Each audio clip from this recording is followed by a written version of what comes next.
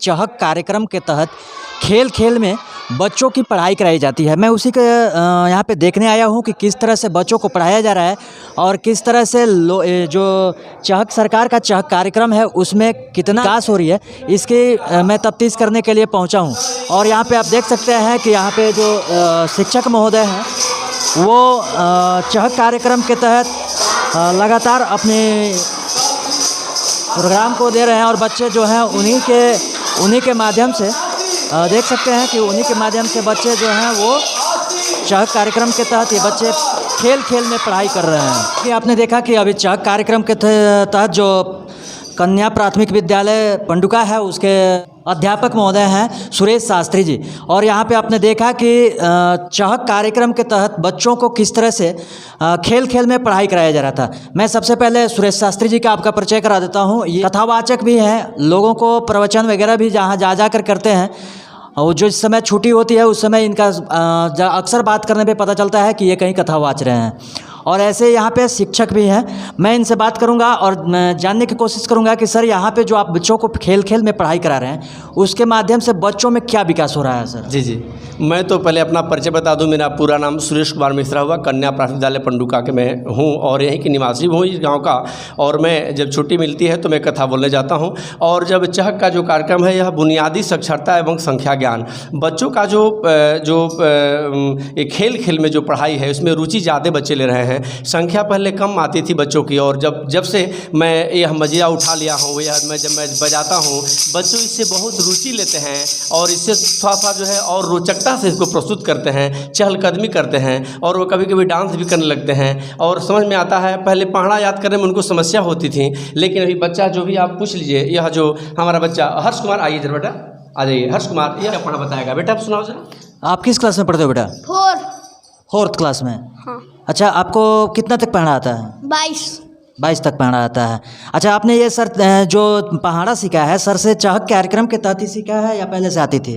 पहले से 20 तक आती थी और चहक के कार्यक्रम से मैं 22 तक सीखा हूँ। चलिए, बहुत बहुत धन्यवाद, बहुत बहुत धन्यवाद। एक बच्चे को मैंने और देखा था, थोड़ा सा बेटा उठ जा। किस क्लास में पढ़ती हो? 3 क्लास में पढ़ती हो। कितना उम्र होता है, कितने साल की हो आप? 7 क्लास की है और 3 क्लास में पढ़ती है। और इन्होंने 19 का पहाड़ा बड़ी ही चहलकदमी से पढ़ते और खेलते हुए किया था। बहुत बहुत धन्यवाद बेटा, बैठ जाइए। और फिर से मैं शिक्षक महोदय के पास आता हूं, और ये जो सरकार का सर मिशन है, मैं थोड़ा सा ये भी आपके बारे में जानता हूं कि आप पूरे प्रखंड के लिए यहाँ पे ट्रेनर भी रह चुके हैं चहक कार्यक्रम के तहत। तो मैं जानना चाहूँगा कि इस तरह के कार्यक्रम से सरकार को जो कार्यक्रम चला रही है उससे बच्चों में कितना विकास दिख रहा है? जी, बच्चों में अभी जो वर्तमान यह जो शुरू हुआ है प्रशिक्षण के बाद, जो विद्यालय में जो शिक्षण अधिगम सामग्री जो वितरण किया गया है, और वह शिक्षण अधिगम सामग्री के साथ साथ बच्चों का उत्साह और बढ़ रहा है। अभी बहुत सारे सामग्रियाँ बिहार सरकार दी हुई है विद्यालयों में। यह भारत सरकार का जो प्रोजेक्ट है चल रहा है कि बुनियादी साक्षरता एवं संख्या ज्ञान, बच्चों का जो बुनियादी जो ज्ञान है संख्या का 1 से 9 तक, या धारा प्रवाह पढ़ना, कविता का पाठ करना, खेल खेल में पढ़ना इत्यादि में रुचि बढ़ रहा है। और इससे स्पष्ट होता है कि बच्चों का जो पहले विद्यालय के प्रति उनका झुकाव कम हुआ करता था, और जब खेल खेल में पढ़ाई शुरू हुआ है तो बच्चों का चहलकदमी बढ़ गया है। छोटे छोटे बच्चे भी अब आंगनबाड़ी वाले भी आकर के विद्यालय में पढ़ रहे हैं और इससे उनको बहुत लाभ हो रहा है। संख्या बहुत काफ़ी है, संभालना था मुश्किल होता है, लेकिन फिर भी हम लोग प्रयास कर रहे हैं खेल खेल में जो है, और अच्छा लगता है सर।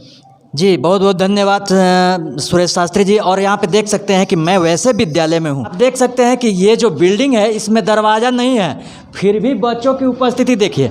बच्चे हैं, संसाधन कोई आड़े नहीं आती शिक्षा की।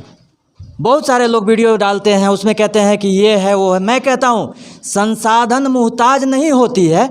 यहाँ पे शिक्षा देख सकते हैं कि कितने बच्चे बैठे हुए हैं, जगह नहीं है बच्चों को बैठने के लिए, फिर भी यहाँ की शिक्षा देखकर मैं काफ़ी प्रभावित हूँ।